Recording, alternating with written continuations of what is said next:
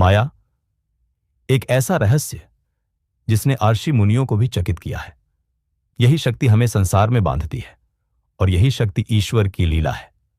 श्री रामकृष्ण देव कहते हैं, जब तक माया की परतें नहीं हटती तब तक जीव अपने असली स्वरूप को नहीं पहचान पाता। आज के इस अध्याय में आइए समझें माया की असली प्रकृति को श्री रामकृष्ण देव के दिव्य उपदेशों के माध्यम से। ब्रह्म शक्ति माया। माया और ब्रह्म मानो चलता हुआ सांप और स्थिर पड़ा हुआ सांप है, अर्थात शक्ति क्रियाशील अवस्था में माया है और निष्क्रिय अवस्था में ब्रह्म। जैसे समुद्र का जल कभी स्थिर होता है तो कभी तरंगपूर्ण, वैसे ही ब्रह्म और माया है।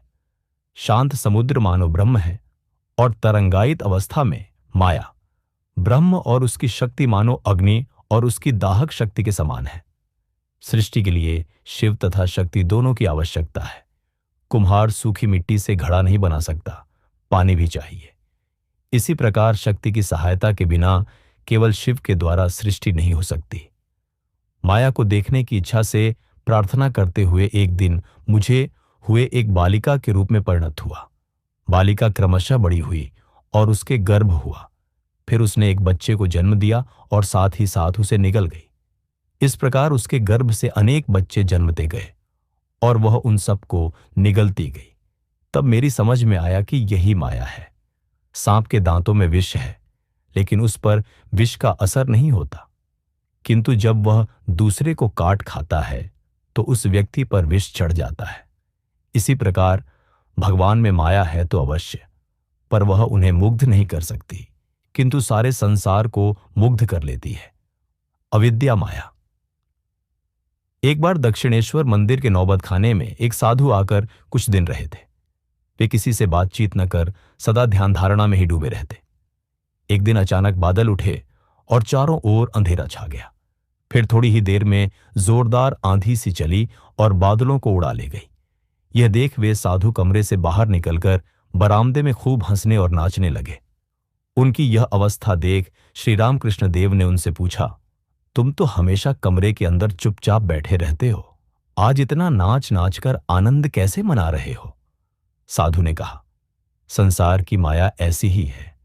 पहले तो उसका कोई नामो निशान तक नहीं था, पर एकाएक ब्रह्मरूपी शांत आकाश में प्रकट हो उसने इस जगत प्रपंच का सर्जन कर डाला। फिर ब्रह्म के निश्वास मात्र से वह जाने कहां ओझल भी हो गई। राम, सीता और लक्ष्मण वनवास के लिए निकले। आगे आगे राम चले, बीच में सीता और पीछे पीछे लक्ष्मण। राम का सदा पूर्ण दर्शन पाने के लिए लक्ष्मण व्याकुल थे, पर बीच में सीता के होने के कारण यह संभव न था। तब लक्ष्मण ने सीता से प्रार्थना की कि वे तनिक बाजू हट जाए। सीता के थोड़ा बाजू हटते ही लक्ष्मण की इच्छा पूरी हुई, उन्हें राम के दर्शन हुए। यही हाल ब्रह्म, माया और जीव का भी है। जब तक माया हट न जाए तब तक जीव ब्रह्म के दर्शन नहीं पा सकता। एक साधु हाथ में कांच की नली का एक टुकड़ा लिए दिन रात उसकी ओर ताकते और हंसते जाते थे।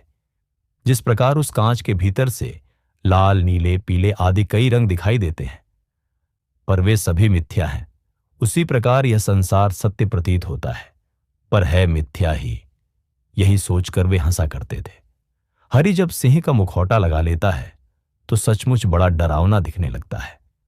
वह अपनी खेलती हुई छोटी बहन के पास जाकर सिंह की सी आवाज करते हुए उसे डराने लगता है, तो वह बच्ची चौंकर मारे डर के चीखती हुई भागने लगती है। लेकिन जब हरि वह मुखौटा हटा लेता है तो तुरंत वह घबराई हुई बच्ची अपने प्यारे भाई को पहचान कर उसकी ओर चिल्लाती हुई दौड़ पड़ती है। अरे, ये तो भैया है। मनुष्यों का भी यही हाल है। माया के आवरण में ब्रह्म ही छिपा हुआ है, फिर भी माया की शक्ति से लोग मुग्ध और भयभीत होकर कितनी ही चीजें करने को विवश हो जाते हैं। लेकिन जब ब्रह्म के स्वरूप पर से यह माया का पर्दा हट जाता है तब वह भयंकर कठोर शासक के रूप में प्रतीत नहीं होता। तब तो अपनी ही प्रियतम अंतरात्मा के रूप में उसका अनुभव होता है।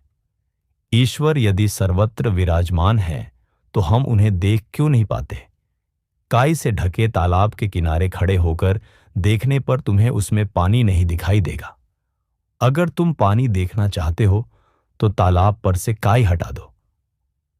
माया के पर्दे से ढकी हुई आंखों से देखकर तुम लोग कहते हो कि हमें ईश्वर क्यों नहीं दिखाई देते। अगर तुम ईश्वर को देखना ही चाहते हो तो आंखों पर से माया का पर्दा हटा डालो। जिस प्रकार बादल सूरज को ढक देता है, उसी प्रकार माया ने ईश्वर को ढक रखा है।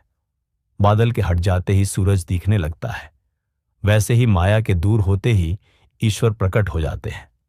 किंवदंती है कि अगर दूध में पानी मिला हो तो हंस उसमें से दूध भर पीकर पानी को वैसा ही छोड़ देता है, पर दूसरे पक्षी ऐसा नहीं कर सकते।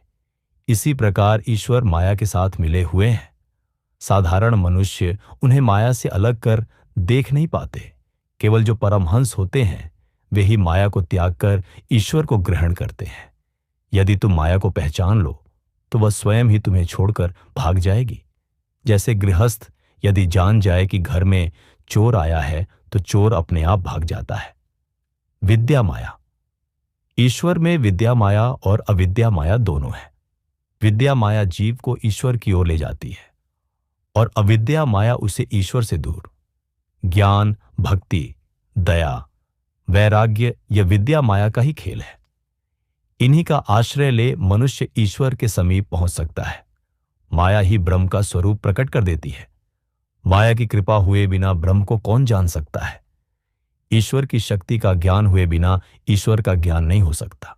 माया के ही कारण हमें परम ज्ञान और परमानंद की प्राप्ति हो सकती है, वरना इनकी तो सपने में भी आशा नहीं की जा सकती।